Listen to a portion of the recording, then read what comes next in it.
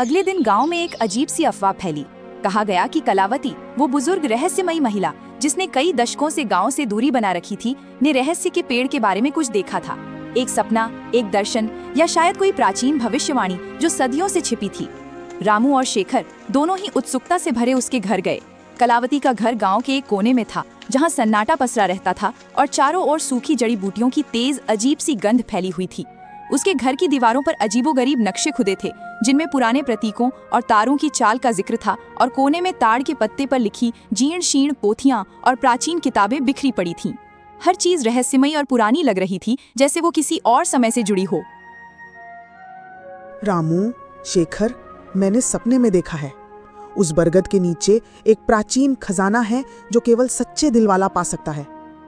लेकिन सावधान, उस पेड़ की रक्षा एक बहुत पुरानी शक्तिशाली अदृश्य शक्ति करती है।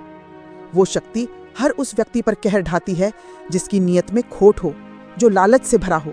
उसके लिए पेड़ एक भयानक जाल बन जाता है जहां से कोई वापस नहीं लौटता। कलावती माँ, हमें वो खजाना चाहिए। बताओ क्या करना होगा। हम कुछ भी करेंगे। मैं अपनी जान भी दांव पर लगाने को तैयार हूँ। मुझे वो नक्शा मिला है, क्या वो सच है? कलावती ने एक पुरानी जीर्ण शीर्ण किताब निकाली, जिसके पन्ने पीले पड़ चुके थे और उन पर अजीब सी भाषा में कुछ लिखा था जिसे कोई नहीं पढ़ सकता था। इस किताब में लिखा है कि खजाने को पाने के लिए 3 चीजें चाहिए: साहस, विश्वास और बलिदान। लेकिन रास्ता धोखे और माया जाल से भरा है। हर कदम पर परीक्षा होगी, हर मोड़ पर जाल बिछे होंगे जो तुम्हारी आत्मा को परखेंगे। उसने एक पन्ना दिखाया जिस पर एक जटिल प्रतीक बना हुआ था, जो शेखर के नक्शे पर बने प्रतीक जैसा ही था। ये प्रतीक हमें सही रास्ता दिखाएगा, लेकिन इसे समझना आसान नहीं। ये सिर्फ उन्हीं के लिए है जो इसे समझने के योग्य हैं।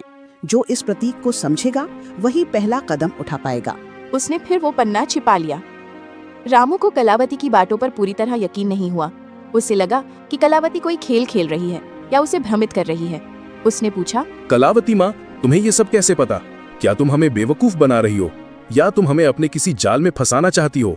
ये सिर्फ कहानियां हैं या कुछ और? रामू, सच्चाई को जानने के लिए साहस चाहिए और मुझ पर विश्वास करने के लिए भी। अगर तुम तैयार हो और तुम्हारी नीयत साफ है तो आज रात हम पेड़ के पास जाएंगे। वहाँ तुम्हें पहला संकेत मिलेगा, एक ऐसा संकेत जो तुम्हें बताएगा कि तुम सही रास्ते पर हो या नहीं, और तुम्हारे सामने पहली पहेली आएगी। कलावती ने फिर से उस पन्ने पर हाथ रखा जिस पर प्रतीक बना था, और एक पल के लिए उसकी आंखों में एक अजीब सी चमक आई, जैसे वो कोई गहरा रहस्य छिपा रही हो या वो खुद उस रहस्य का हिस्सा हो। रामू को लगा कि उसने कुछ और भी छिपाया है, कुछ ऐसा जो इस कहानी को पूरी तरह बदल सकता है। क्या कलावती शेखर के नक्शे के बारे में जानती थी? कलावती की बातों में कितनी सच्चाई थी? क्या वो वाकई खजाना ढूंढने में मदद करना चाहती थी या उसका कोई और मकसद था?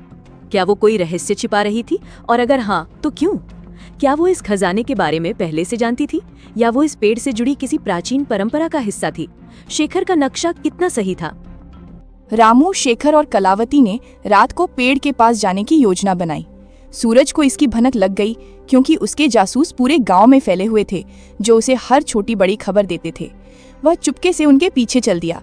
उसकी नीयत खजाने पर थी और वह किसी भी कीमत पर उसे हासिल करना चाहता था, भले ही उसे किसी की जान लेनी पड़े। रात के अंधेरे में बरगद का पेड़ पहले से कहीं ज्यादा डरावना लग रहा था।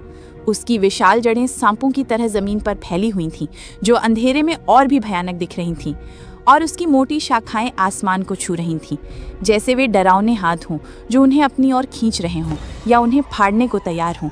हवा में साई साई की एक अजीब सी आवाज़ थी, जैसे पेड़ खुद कोई रहस्य फुसफुसा रहा हो या किसी अदृश्य आत्मा की कराह हो, और पेड़ की शाखाएं मानो जीवित होकर हिल रही थीं, जैसे वे उन्हें अंदर आने से रोकना चाहती हों या उन्हें चेतावनी दे रही हों। रामू का दिल जोर जोर से धड़क रहा था। उसे अपनी माँ की सुनाई डरावनी कहानियां याद आ रही थीं, जिनमें पेड़ आत्माओं का घर था और उसकी जड़ें नरक का रास्ता। शेखर, ये जगह ठीक नहीं लग रही। मुझे कुछ अजीब सा महसूस हो रहा है। हमें वापस चलना चाहिए। ये सब मजाक नहीं है। यहाँ कुछ अदृश्य शक्ति है जो हमें अंदर नहीं जाने देगी। अरे अब पीछे नहीं हटना, खजाना हमारे सामने है। सोचा था कि तू बहादुर है रामू, क्या तू इन कहानियों से डर गया? ये सिर्फ हवा की आवाजें हैं। चुप रहो दोनों, हमें किताब के निर्देशों का पालन करना होगा। डरोगे तो खजाना कभी नहीं मिलेगा। ध्यान से देखो, पेड़ तुम्हें बुला रहा है। ये तुम्हें रास्ता दिखाएगा, लेकिन तुम्हें अपनी आत्मा को शुद्ध रखना होगा। कलावती ने अपनी जीर्ण शीर्ण किताब खोली और एक पुराना जटिल मंत्र पढ़ा जिसकी भाषा किसी को समझ नहीं आ रही थी, लेकिन उसकी गूंज दिल को कंपा रही थी। मंत्र खत्म होते ही अचानक पेड़ की जड़ों के पास जमीन हिलने लगी, जैसे नीचे कुछ हलचल हो रही हो, और मिट्टी ऊपर उठने लगी एक अजीब सी रोशनी के साथ। एक पुराना जंग लगा ताला दिखाई दिया जो जमीन में धंसा हुआ था और अजीब प्रतीकों से सजा था जो अंधेरे में चमक रहे थे जैसे वे जीवित हों। देखा रामू, मैंने कहा था ना, खजाना यही है। हम अमीर बनने वाले हैं। हम सब मुसीबतों से बाहर निकल जाएंगे। अब बस इसे खोलना है। इस ताले को खोलने के लिए 3 चीजें चाहिए, एक साहसी का खून, एक विश्वासी का आंसू और एक बलिदान। ये तीनों चीजें एक साथ पवित्र भावना से अर्पित की जानी चाहिए। कोई भी लालच या स्वार्थ इसे भंग कर देगा और खजाने के संरक्षक तुम्हें कभी माफ नहीं करेंगे। रामू ने साहस दिखाते हुए अपना हाथ काटा और खून की कुछ बूंदें ताले पर डाली। ताला हल्का सा चमक उठा और उस पर बने प्रतीक तेजी से जलने लगे जैसे वे आग पकड़ रहे हों। शेखर ने अपनी माँ की याद में आंसू बहाए और ताले पर डाले। आंसू गिरते ही ताले से एक धीमी रहस्यमयी गूंज सुनाई दी, जैसे पेड़ खुद बोल रहा हो या कोई अदृश्य शक्ति जगा हो। लेकिन बलिदान का मतलब क्या था? कलावती ने अभी तक कोई संकेत नहीं दिया था। बलिदान का मतलब है कि तुम में से कोई अपनी सबसे कीमती चीज यहाँ छोड़ देगा। ये त्याग की निशानी होगी जो खजाने के देवता को संतुष्ट करेगी और तुम्हें उसकी कृपा मिलेगी। यह सिर्फ एक वस्तु नहीं, तुम्हारी आत्मा का अंश होगा।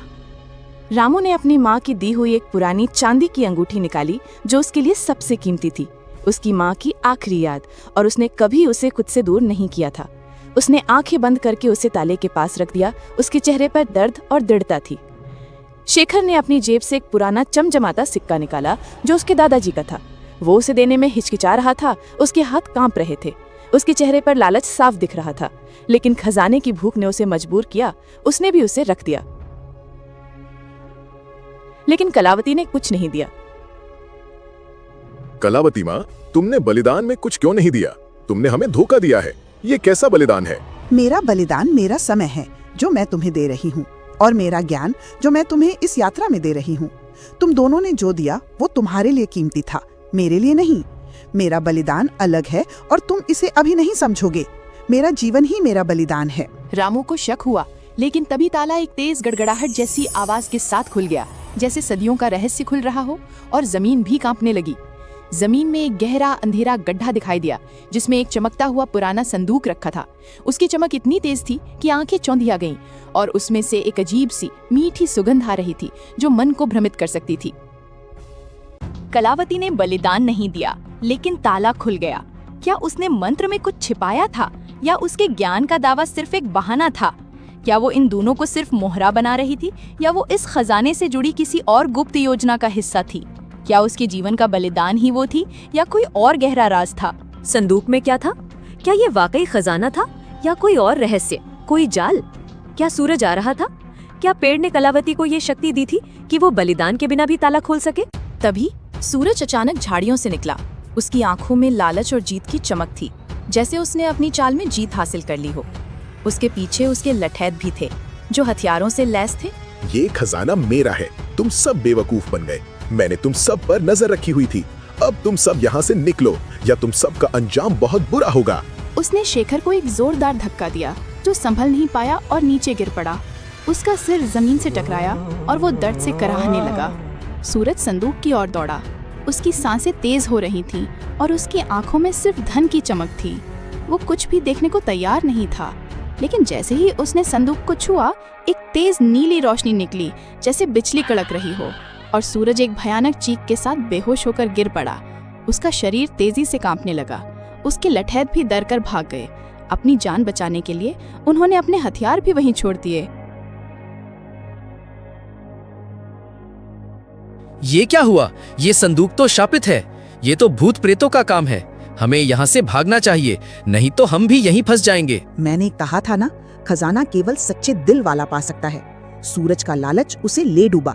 ये सिर्फ एक चेतावनी थी जो सच्चे खजाने की ओर इशारा कर रही थी। ये संदूक केवल अयोग्य लोगों को दूर रखता है और उन्हें सबक सिखाता है। रामू ने संदूक को छूने की कोशिश की, लेकिन कलावती ने उसे रोका। रुको रामू, ये संदूक असली खजाना नहीं है। ये सिर्फ एक रक्षक है जो अयोग्य लोगों को दूर रखता है। असली खजाना पेड़ की जड़ों में और भी गहराई में छिपा है।